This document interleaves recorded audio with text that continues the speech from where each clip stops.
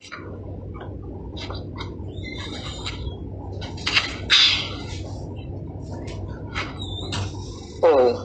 सतगुरु प्रसाद।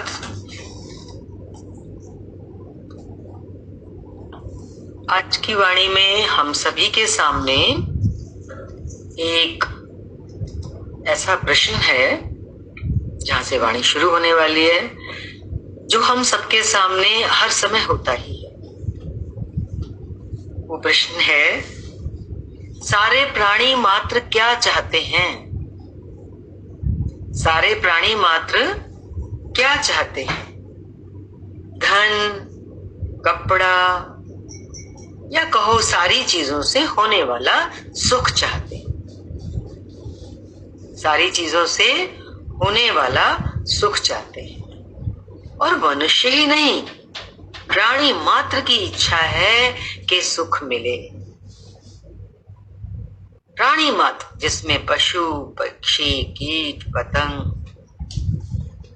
देवता, दानव, यक्ष, राक्षस सब आ जाते हैं। प्राणी मात्र क्या चाहता है? सुख चाहता है। तो सुख देने वाला कौन? सुख देने वाला कौन?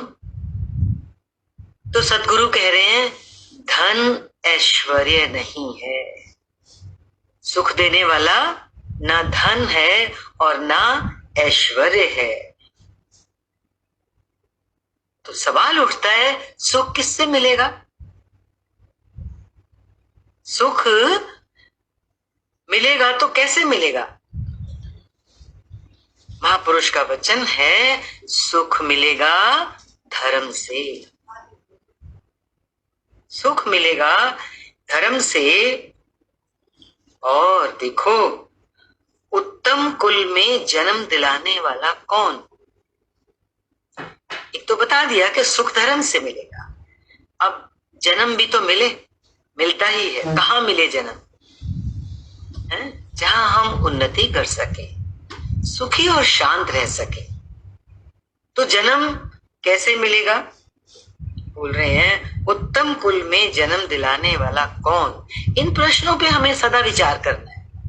यदि ये प्रश्न हमारे सामने रहेंगे तो हमारा जीवन स्वतः ही धर्मयुक्त हो जाएगा, क्योंकि इसका भी उत्तर महापुरुष क्या दे रहे हैं? उत्तम कुल में जन्म दिलाने वाला कौन? धर्म। फिर कह रहे हैं, उत्तम कुल में जन्म धर्म के प्रभाव से होता है। और शरीर सौंदर्य भी धर्म का फल है। शरीर का सौंदर्य भी। आप कहेंगे, आज शरीर की बात क्यों आई, जन्म की बात क्यों आई? क्योंकि ये जिस कुल में हम जन्म लेते हैं, हमारी साधना वहां के वातावरण से प्रभावित होती है। तो अच्छे कुल में जन्म लेने का भी एक बहुत अपना महत्व है। शरीर टेढ़ा, लंगड़ा, लूढ़ा हो तो साधना में बाधा बन सकता है। अपना मन ही प्रसन्न नहीं रहेगा, विचलित रहेगा। तो बोला, शरीर सौंदर्य भी धर्म का फल है।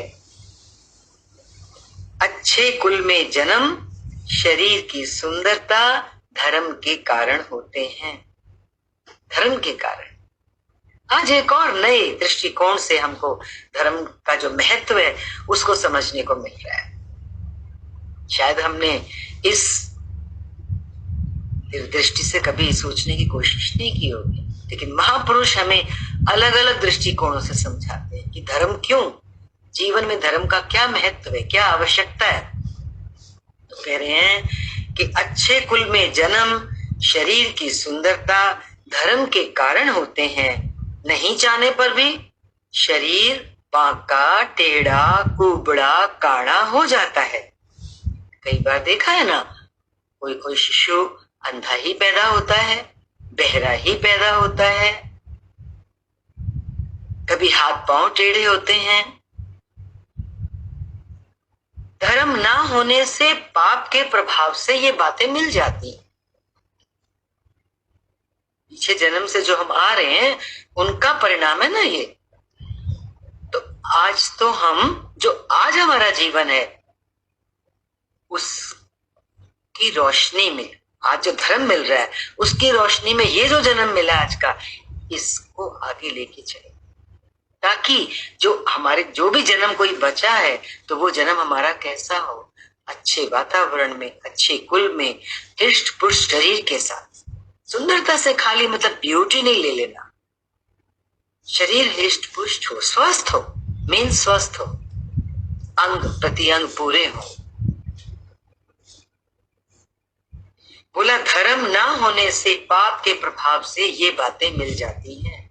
शरीर कभी काड़ा, बूढ़ा, टेबड़ा, टेढ़ा हो जाता है। तिजोरी में 10 लाख के नोट पड़े हैं, तिजोरी में 10 लाख के नोट पड़े हैं, उसी के पास गीता की पुस्तक भी पड़ी है, उसी के पास गीता की पुस्तक भी पड़ी है। किसकी तरफ हाथ जाएगा? सब अपने आप से पूछ लो, किसकी तरफ हाथ जाएगा? नोटों की तरफ। गीता की पुस्तक भी है, पर पाठ करने का समय नहीं। अधिकतर दुनिया में यही जवाब मिलता है, किसी से बोलो थोड़ा धर्म के रास्ते जाओ, समय नहीं है, टाइम नहीं है हमारे पास। लाखों के नोटों से भरी हुई तिजोरी और गीता अगर साथ साथ पड़ी हो, तो गुरु कह रहे हैं हाथ गीता की तरफ बढ़ता नहीं। तिजोरी खोलने का समय है, तिजोरी खोलेगा, उसके नोट संभालेगा, गिनेगा, फिर रखेगा, भले उसमें कितना भी समय लग जाए। लेकिन गीता का एक श्लोक जिसको पढ़ने में मुश्किल से 2 मिनट भी ज्यादा ही लगते हैं, और एक बार एक बहुत तत्व में स्थित महापुरुष का ये वचन है, तुम एक ही श्लोक पढ़ लो रोज, पर्याप्त है, एक श्लोक। गीता का इतना महत्व है मानव मात्र के जीवन में कि इसको हम स्वयं तो नहीं समझ पाए, लेकिन ये तो हमारा सौभाग्य है कि ऐसी शक्तियां, ऐसी हस्तियां हमें मिली जिन्होंने कूट कूट के अंदर डाल दिया। गीता तो जीवन का संगीत है, गीता की महिमा में ही आया है, गीता सुगीता। गीता तो गाने योग्य है, गायन है, हृदय का गीत है। ये वो गीत नहीं है जो हम बाहर गाते हैं, ये आत्मा का गीत है, आत्मा चाहती है इसको गाना। तिजोरी खोलने का समय है। अरे यमराज का वारंट आएगा तो तिजोरी रक्षा करेगी या गीता है? जब लेने आ जाएगा यमराज तो कौन रक्षा करेगा? रक्षा की भी जरूरत है ना, कर्म अच्छे नहीं किए तो देवदूत नहीं आएंगे, यमराज आएगा। लेकिन यदि गीता को अपने जीवन का अंग बनाया होगा, सर पे रखा होगा, गुरु ग्रंथ साहिब को लेके चलते हैं ना सर पे, पूजनीय है, ज्ञान पूजनीय है, उसको सर पे रखें जीवन में। और हमने देखो क्या क्या सर पर रखा हुआ है, क्या क्या न रखा हुआ है। ना रखने जैसी सारी चीजें हमने सिर पे रखी हैं, और हमारी गीता कहाँ एक कोने में। दुर्भाग्य हमारा, दुर्भाग्य क्यों है? क्योंकि मनुष्य जीवन पाया ना, घर में कुत्ता पाला हुआ हो, उसको तो महत्व नहीं पता गीता का, उसको कोई बताएगा भी तो उसको तो कहां समझे। हम तो मनुष्य हैं, हम वो बुद्धि लेकर आए हैं कि हमें सामने कोई चीज अगर कोई बताता है तो हम समझ सकते हैं, लेकिन बताने वाला बता ही सकता है, करना और चलना तो हमको है। अब जब समय आ जाएगा, घंटी बजेगी जाने की, भागना पड़ता है ना। कभी स्कूल में देखा है जब छुट्टी की घंटी बजती है बच्चे कैसे भागते हैं, कोई नहीं रुकता। ऐसे ही ये जीवात्मा भी फिर रुक नहीं सकती, इसको दौड़ के जाना ही पड़ता है। घंटी बज गई तो कौन बचाएगा? यमराज का वारंट आएगा तो तिजोरी रक्षा करेगी या गीता? तो सदगुरु कह रहे हैं उस समय गीता रक्षा करेगी। तो गीता को कहाँ रखें? बिल्कुल सिराने, बिल्कुल वहां जहां उठने बैठने लेटने का समय है, हर समय दृष्टि में वही रहे और उसी पर मेरा हाथ जाए। तिजोरी कहीं कोने में बंद कमरे में एक तरफ करो, नजर भी ना जाए उसकी। व्यवहारिक जीवन में जब उसकी जरूरत हो तब जाओ उसकी तरफ। अपने पास बिल्कुल अंग संग किसको रखो? गीता। अभी देखो गीता पर चल रहा है ना, आप सबके पास गीता की रिकॉर्डिंग्स बहुत नियम से पहुंच रही हैं।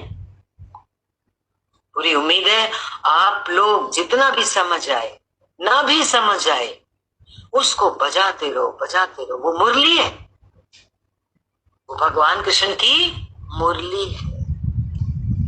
द्वापर में भगवान बजाते थे जब वनों में, तो उनके भक्त गोप गोपाल गोपियां सब कुछ छोड़ के पहुंच जाते थे। मुरली में इतना आकर्षण है, ज्ञान की मुरली। तो वो ज्ञान भगवान किस में भर के हमें दे गए हैं? गीता।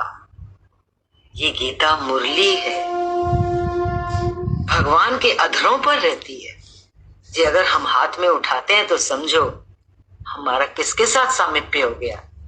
भगवान के साथ। खाली उसको पुस्तक नहीं समझते, वो विग्रह है मेरे प्रभु का, वो तो होठों पर बैठी है। 3 बातें करने से यमराज पास नहीं आता। क्या? रोज नियम से थोड़ी थोड़ी गीता पढ़ो, है? एक बार में पूरा नहीं सुन सको, अभी चलो पढ़ने से भी ज्यादा सुविधा, कुछ लोग पढ़ भी नहीं सकते हैं, वृद्धावस्था है, नजर कमजोर है, या कभी समय भी नहीं है, ऐसा भी जीवन किसी किसी का होता है। लेकिन क्या करें, अभी हमारे पास पहुंच रहा है, रिकॉर्डेड है, सिर्फ सुनना है। कहीं भी लेटे बैठे उठते का थोड़ा थोड़ा सुन लो,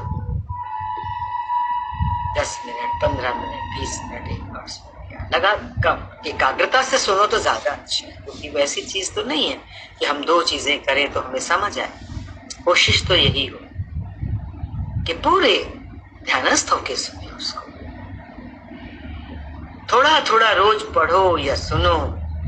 यम के पास जाना चाहते हो कि नहीं? अब ये फैसला हमें आज करना है। आज गुरु ने हमारे सामने एक बात रखी है, हम फैसला करें अभी, हम यम के पास जाना चाहते हैं या नहीं? नहीं जाना चाहते हैं ना? हर एक के अंदर से यही आएगा, ना ना ना, मुझे यमराज लेने ना आए, भगवान आए। तो भगवान गुरुदेव कह रहे हैं नहीं जाना चाहते हो यमराज के हाथ, तो क्या करो? गीता पढ़ो। अरे भयंकर समय में गीता सुनकर अर्जुन निर्भीक हो गया था। कौन सा भयंकर समय था अर्जुन के जीवन में? सभी को मालूम है, महाभारत के उस भयंकर युद्ध के मैदान में। कैसा समय था उसके जीवन में, कैसी परीक्षा थी, कैसी विपरीत अवस्था थी कि अर्जुन थर थर कांपने लगा, डर गया, भय से कंपित हो गया, उसका तो मुंह ही सूखने लगा, हाथ से गांडीव छूट जाता है। इससे बड़ा डर क्या होगा? इतने बहादुर योद्धा की ये हालत। हम और आप तो कुछ भी नहीं है, वो तो क्षत्रिय श्रेणी का साधक था, भगवान में प्रेम रखता था, हमारा तो न जाने कितना प्रेम है नहीं। उसकी ये हालत उस भयंकर समय में, गीता को सुन के ही तो वो निर्भीक हुआ। तो हमारे लिए ये एक बहुत बड़ी प्रेरणा है कि यदि जीवन में हम निर्भीक होना चाहते हैं, जीवन को सफल बनाना चाहते हैं, सफल से मतलब जीवन का आनंद लेना चाहते हैं, फिर वो बिल्कुल अभय हो गया था ना गीता सुनने के बाद, और अपना कर्म भी, क्षत्रिय धर्म का पालन भी कर सका।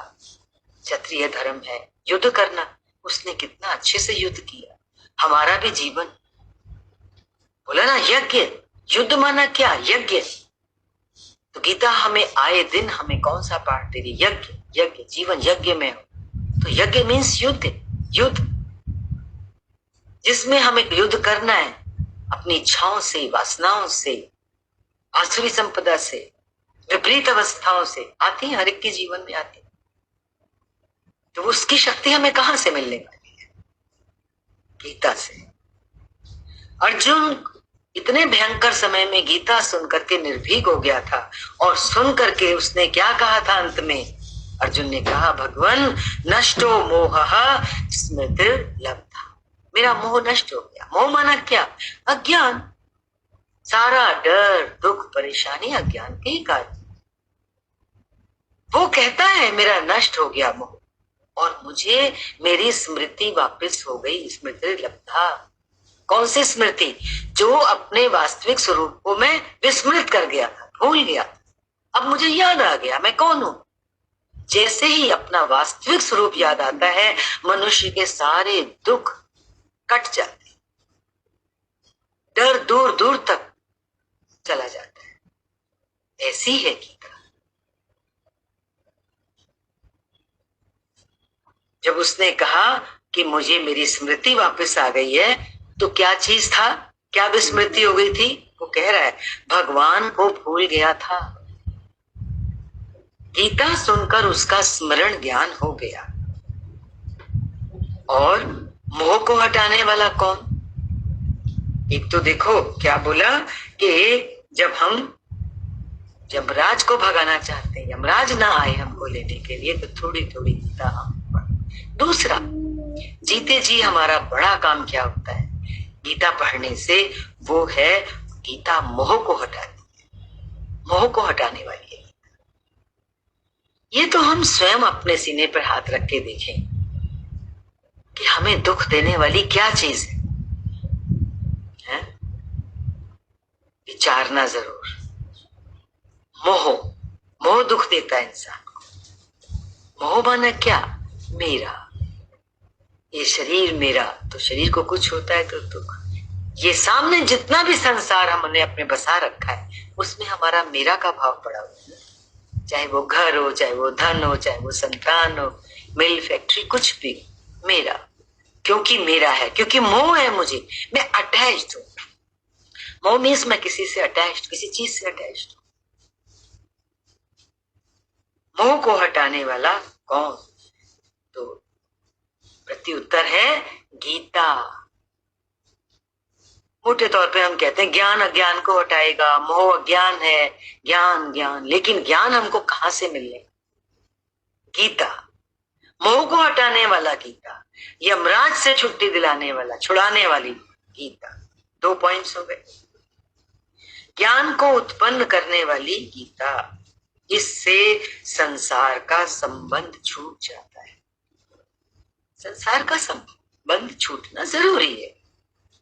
जन्म मरण का चक्कर तो तभी बंद होगा ना। पहले जीते जी जो हमने संबंध बना रखे, मान रखे, बना भी क्या रखे, हमने मान रखे।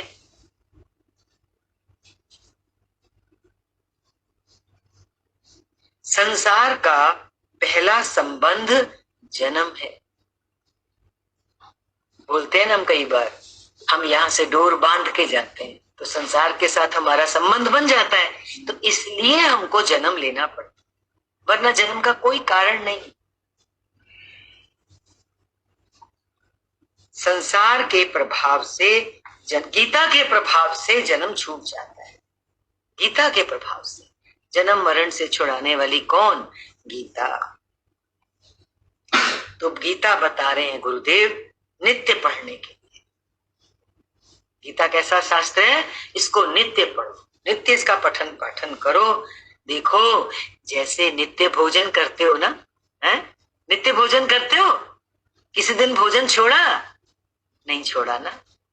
जैसे नित्य भजन करते हो, वैसे ही नित्य गीता का पाठ करो।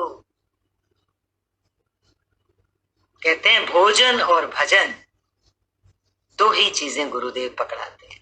2 हाथ है ना हमारे गुरु, 2 चीज एक हाथ में, एक चीज एक हाथ में, एक चीज। कहते ना भूखे पेट ना होए भजन गोपाल। भूख भी लगी हो तो भी भजन नहीं होता, इसलिए गुरु पहले ही बोल रहे हैं भोजन, भोजन। और फिर जब पेट भर गया तो आत्मा अतृप्त है। उस भोजन से जो बाहर से थाली में ग्रहण करते हो ना, उससे आत्मा की भूख नहीं मिटती है। अब आत्मा की भूख मिटाने के लिए क्या चाहिए? भजन। तो भजन कौन सा? गीता। गीता क्यों? क्योंकि गीता जन्म मरण से छुड़ाएगी। वही तो चाहिए, आत्यंतिक दुख की निवृत्ति हो जाएगी सदा सदा के लिए। हम तो छोटे छोटी प्रबंध करते हैं छोटे छोटे दुखों को छुड़ाने के लिए। एक ही बार ऐसी झटके की चीज गुरु हाथ में दे रहे हैं जिससे हमेशा हमेशा के लिए और सारे के सारे दुख खत्म हो जाए। वो क्या है? गीता। गीता 3 बार लिख के अपने पलंग के ऊपर टांग लो। गीता गीता गीता। भूख को भोजन हटाता है और नरक रूपी व्याधि को गीता का ज्ञान हटाता है। कोई नहीं चाहता नरक जाना। अगर नरक से बचना चाहते हैं तो हमें गीता ही पढ़नी है, गीता का ज्ञान ग्रहण करना है, पीना है उसको। गीता मेरे जीवन का गीत बन जाए। ऐसे ही मैं फॉर्मेलिटी में औपचारिकता से ना पढ़ूं। बहुत दुनिया पढ़ती है। सत्संग में हमारे आने वालों ने भी कहा, अरे ऐसे तो हम हमेशा सारी उम्र पढ़ते ही रहे, पर कैसे पढ़नी है जिससे मेरा नरक का रास्ता बंद हो जाए, स्वर्ग का रास्ता खुल जाए, किसी अच्छे कुल में जन्म मिले, अच्छा शरीर मिले, जिससे मैं अच्छी तरह से साधना कर सकूं उस प्रभु परमेश्वर से मिलने के लिए। जो गीता को नहीं पढ़ते वे जहां जाना नहीं चाहते वहीं जाना पड़ता है। कहां नहीं जाना चाहती दुनिया? नरक का नाम कोई डर सपने में भी नहीं लेता है। हर कोई कहता है, कोई शरीर छोड़कर चला जाता है तो उसके लिए उसके नाम के आगे स्वर्गवासी लगाते हैं। आज तक किसी ने नरकवास लगाया? वो गया कहाँ गया नहीं मालूम, लेकिन कहते यही है उनका स्वर्गवास हो गया। तो इसका क्या मतलब है? हर कोई यही चाह रहा है कि मेरा वास से शरीर छूटने के बाद कहाँ हो? स्वर्ग में, स्वर्गवास हो मेरा। और वो स्वर्ग क्या है? वो स्वर्ग है स्वस्थ सुंदर शरीर के साथ एक कुलीन परिवार में मुझे जन्म मिले। और कोई जो ये चाहता है मुझे जन्म ही ना मिले, तो वो इसी जन्म में गीता को इस तरह से पी ले कि तू न रहे, गीता ही रह जाए। गीता माना क्या? गीता भगवान का विग्रह है, भगवान रह जाए। जहां नहीं जाना चाहते हो वहां भी जाना पड़ता है, माना नरकगामी होते हैं। ऐसी नरक यातना से बचाने वाली गीता है। देखो, नरक यातना से बचाने वाली है ना। तभी तो जब कोई मरणासन होता है व्यक्ति, तो क्या करते हैं? उसको थोड़ी गीता सुनाते हैं। किस उम्मीद से सुनाते हैं? इसका उद्धार हो जाए, कल्याण हो जाए इसकी आत्मा का, इसको अच्छी यात्रा हो इसकी शरीर छूटने के बाद। मरने वाले को थोड़ी गीता सुनाते हैं, क्या सोच के? समझते हैं कि उसी से उत्तम गति होगी और पुण्य के प्रभाव से जीव की ऊर्ध्व गति, ऊंची गति होती। थोड़ी सी गीता भी उस समय सुनने से पुण्य हो जाता है और गति अच्छी हो जाती है। उत्तम गति प्राप्त करने को धर्म का अनुष्ठान पूरा जीवन अगर कोई व्यक्ति नहीं भी कर पाया ना, तो भी मरने वाला गीता श्रवण करता है। और ऐसी वस्तु गीता है कि भगवान ने बनाई, ऐसी वस्तु बनाई भगवान ने ये गीता, जिसके स्मरण मात्र से जीव की उत्तम गति संभव। उस समय थोड़ा भी सुनाए तो उत्तम गति की संभावना बन जाए। और फिर तो कहना ही क्या, यदि हम नित्य नियम से अपने जीवन भर गीता पढ़ें, फिर तो क्या कहना है, कितना फल होगा उसका, कितना सुंदर परिणाम होगा, ये तो हम अंदाजा भी नहीं लगा सकते। ये तो गुरु मुख की ये वाणी, हम किसी अव्यक्त में स्थित, तत्व में स्थित महापुरुष की वाणी आप सामने रख रहे हैं। इसको पूरे विश्वास के साथ अंतःकरण में रखिएगा। भगवान के नाम में पाप दूर करने की जितनी शक्ति है, महापुरुष क्या कह रहे हैं? भगवान के नाम में पाप दूर करने की जितनी शक्ति है, अरे उतना पाप तो पापी मनुष्य कर भी नहीं सकता। कहते हैं ना, कितना खा लेगा तू? जैसे तो कहते हैं 250 ग्राम से ज्यादा एक आदमी नहीं खा पाता एक बार। कितना खा लेगा? कोई कहे मैं बहुत खाऊं, बहुत खा, कितना खा लेगा? मनो तो खा नहीं सकता। इसी तरह से मनुष्य कितना भी पापी हो, कितने पाप कर लेगा मनुष्य, इतने पाप कर भी नहीं पाएगा जितना भगवान का नाम, गीता का स्मरण, गीता का पाठ करने से मनुष्य के सारे पाप धुल जाते हैं, जितने पाप वो कर भी नहीं सकते। कितना आश्वासन दे रहे हैं ये महापुरुष।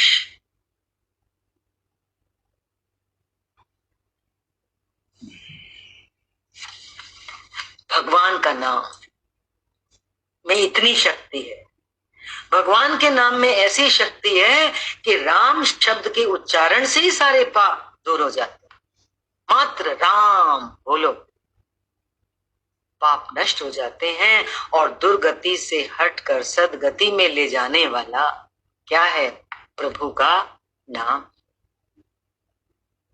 शास्त्र का, गीता का पठन पाठन है। हाँ, सबको एक दिन जाना है कि नहीं? हम सबको एक दिन जाना है। ये तो तंबू है जो हमने यहाँ पे गाड़ रखा है, जिसको हम अपना पक्का मकान समझ रहे हैं ना। ये पक्का क्या, ये कच्चा मकान भी नहीं है।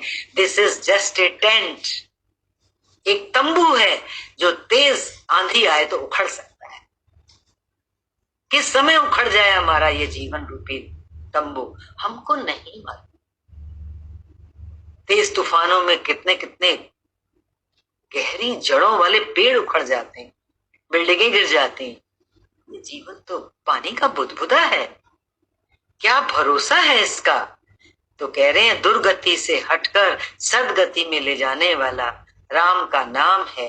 एक दिन सब जाओगे ना, पक्का निश्चय है, जाना है ना। निश्चय तो अब निश्चय भी कर लो। कभी कभी गफलत में चलता रहता है मनुष्य सारी जिंदगी, उसको तो लगता है मैं तो मरूंगा ही नहीं, सारी दुनिया चाहे मर जाए, जा रहे आज वो गया, कल वो गया, परसों वो गया, मैं थोड़ा जा रहा हूं। पक्का निश्चय है ना, जाना है। कहाँ जाना है? कहीं कहीं जाते रहते होगे, जल्दी नहीं तो कभी साल में 2 साल में कहीं जाते हो दिल्ली से निकल के, या जिस भी शहर में रह रहे हो। तो क्या करते हो? कहीं जाते हो तो पहले ठिकाना करते हो, उस शहर जा रहा हूं, या तो वहां आपका कोई रिश्तेदार होगा और नहीं कोई है घर रहने के लिए, तो क्या करते हो? बिना ठिकाने के चल पड़ते हो क्या? हवाई जहाज या रेलगाड़ी में बैठ के पहले ठिकाना बुक करते हो।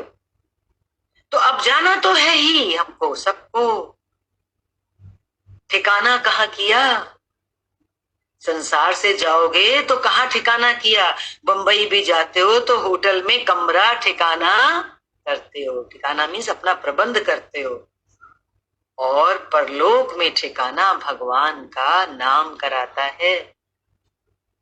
परलोक में जो ठिकाना है, जगह है आपके रहने की, वो कैसे मिलेगी? राम का नाम, गीता का पठन पाठ। इस वास्ते मरते समय भगवान के नाम से ठिकाना वैकुंठ में हो जाए। भगवान का नाम संसार में जीव का उद्धार करता है। और खाली देखो गीता का पाठ करने से, भगवान का नाम तो गीता का पाठ आप करो, हर अक्षर में भगवान ही बैठे हैं उस गीता में। कोई अक्षर उठा के उसका गहरे में मीनिंग समझो, भगवान की मुरली बज रही होती, समझने की देर होती है। यूं ही क्योंकि हम रीड कर जाते हैं, गहरे पानी उतरते नहीं है। जे अगर हम उतरे तो ये जो राम नाम की बात हो रही है ना, ये वो राम नाम, ऐसे तो ऊपर ऊपर से तो बहुत लोग लेते हैं ना, वो ऊपर ऊपर की बात नहीं है। बात है कि हमने समझा, बोला कि भगवान का नाम, गीता का पठन पाठन जीव का उद्धार करता है संसार से। भगवान का नाम देखो, जिस जीव से हमें लेना है ना, ये गीता का पाठ जो हमें करना है, जीव से ही करोगे। वो जीव है ना, परमात्मा की कितनी कृपा है। बोला ना, पूरा शरीर मिलना भी उस बहुत भाग्य की बात है, धर्म से मिलता है। कई गूंगे होते हैं, उनकी जीभ नहीं होती, तो कहते हैं जिह्वा को पवित्र करें। कितनी पटांग शब्दों का उच्चारण करके या गलत खा के भी हम अपनी जिह्वा को क्या कर लेते हैं? अपवित्र कर लेते हैं। कभी कभी यहाँ सत्संग में भी आपसे बोलते हैं ना, कोई वचन बोलो, मुख पवित्र होता है। गुरु का वचन, ज्ञान का वचन बोलने से हमारी जिह्वा पवित्र होती है। जिस जिह्वा से नाम लेना है, ज्ञान से इस जिह्वा को हम पवित्र कर सकते हैं, क्योंकि ये हमारे वश में है। हमारी जिह्वा किसी और के तो वश में है नहीं। फिर भी जो चीज पूरी तरह मेरे वश में है, हम उसका सदुपयोग करें। तो देखो, एक दिन जाना तो जरूर है। अब जब जाना ही है तो आज और यहीं बैठे हुए एक फैसला कर लो, रक्षा करेगा कौन? रक्षा कौन करेगा? गीता ही रक्षा करेगा, भगवान का नाम ही रक्षा करेगा। अब तुम बैठ के गीता के श्लोकों का, उनके अर्थों का उच्चारण करो, और नहीं तो जो आपके पास आ रहा है रिकॉर्ड तैयार, मामला रेडीमेड। आजकल सब रेडीमेड चीजें मिलती है ना, तो ये भी हमें मिल रहा है, उसको सुनो ताकि परलोक बन जाए। परलोक बन जाए। अरे भगवान का नाम का काम तो ऐसा है जो बड़ा सीधा है। दुनिया के बाकी काम तो बहुत टेढ़े हैं, उलझन वाले। अभी यहां से उठोगे ना सत्संग से, अभी जब टाइम पूरा हो जाएगा तो उठने के तुरंत बाद अंदर में भगवान को याद कर। कहने का क्या तात्पर्य है? एक पल भी ये नहीं कि अब सत्संग पूरा हो गया, 1 घंटा बस कर लिया धर्म का ना, उठने के तुरंत बाद भी ये जारी रहे मेरा प्रयास। घर से भी कहीं निकलो तो भगवान का नाम अंदर में याद रखो, देते रहो। क्या पता रास्ते में ही श्वास आखिरी हो जाए, तो नाम लेते हुए, प्रभु को याद करते हुए शरीर छूटा तो उत्तम गति मिलेगी। जीव को कहीं से किराए पे तो लाना नहीं है ना, हमारे पास ही है वो चीज। आज गुरु कह रहे हैं संभालो इसको।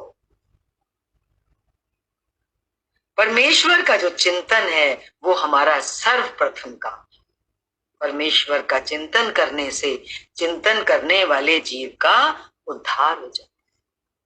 देखो, कभी कभी कोई इंसान दफ्तर से घर आया, बाबू आया घर, कुर्सी पर बैठा, घर वाली से चाय मांगी और आंखें बंद कराई और मर गया। घर वाली चाय लाई, बोली चाय लो, तो हाथ हिलाने से भी ना उठ पाया। ऐसा तो क्षणभंगुर है ये शरीर, एक क्षण में है और एक क्षण में नहीं है। देखो, आज से और अभी से भगवान नाम का स्मरण रखो। संसारी पदार्थ रक्षा करने वाले नहीं है। धन और जन, जन मीन्स जो लोग हमें मिले, धन और जन, जो धन हमें मिला है वो उद्धार करने वाला नहीं है। तिजोरी में पड़े 20 लाख रुपए उद्धार नहीं करेंगे। परिवार के जो जन मिले हैं वो उद्धार नहीं करेंगे। भगवत नाम, ये गीता यमराज से रक्षा करेगी। यहां से उठते ही, सत्संग से उठ के मत समझना काम पूरा हो गया। यहां से उठते ही भगवान नाम स्मरण करो, नाम उच्चारण करते ही रहो। धन आदि पदार्थों को जो दिया है परमात्मा ने, उनको सदुपयोग करो, लेकिन गलत व्यवहार उनसे मत करो। धन आदि तो भाग्य से मिल ही जाते हैं, धन भाग्य से मिल ही जाता है। भाग्य में नहीं है तो कितना भी प्रयत्न कर लो नहीं मिलेगा। लेकिन जो भगवत प्राप्ति है वो पुरुषार्थ से, वो भाग्य से नहीं होगी। भगवत प्राप्ति पुरुषार्थ से ही होगी। भगवान की प्राप्ति प्रारब्ध का फल नहीं है, पुरुषार्थ का फल। मीरा ने पुरुषार्थ किया तो भगवत दर्शन हुए।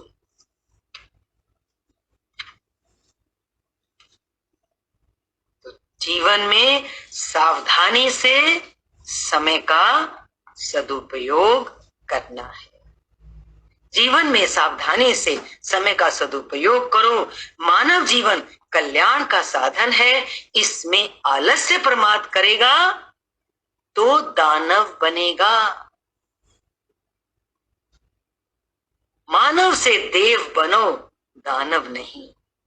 मानव है ना, मनुष्य जीवन मिला है, मानव से, मनुष्य से देवता बनो, राक्षस नहीं, दानव नहीं। जीव मानव शरीर में ही कल्याण प्राप्त कर सकता है। ये सब सदुपदेश गुरु क्यों दे रहे हैं? क्योंकि हम इस समय कौन से चोले में बैठे हैं? मनुष्य शरीर। और ये जीव जो है, ये जीवात्मा मानव शरीर में ही कल्याण प्राप्त कर सकता है। हम सब कल्याण के भागी हों। आज इतने बहुत ऊंचे, बहुत पुराने समय के महापुरुष की ये सतवाणी आज हमारी झोली में आई है। इसको बहुत संभाल के रखें, इस पे मनन करें, चिंतन करें, जीवन को इसी पे टिकाएं, संकल्प करें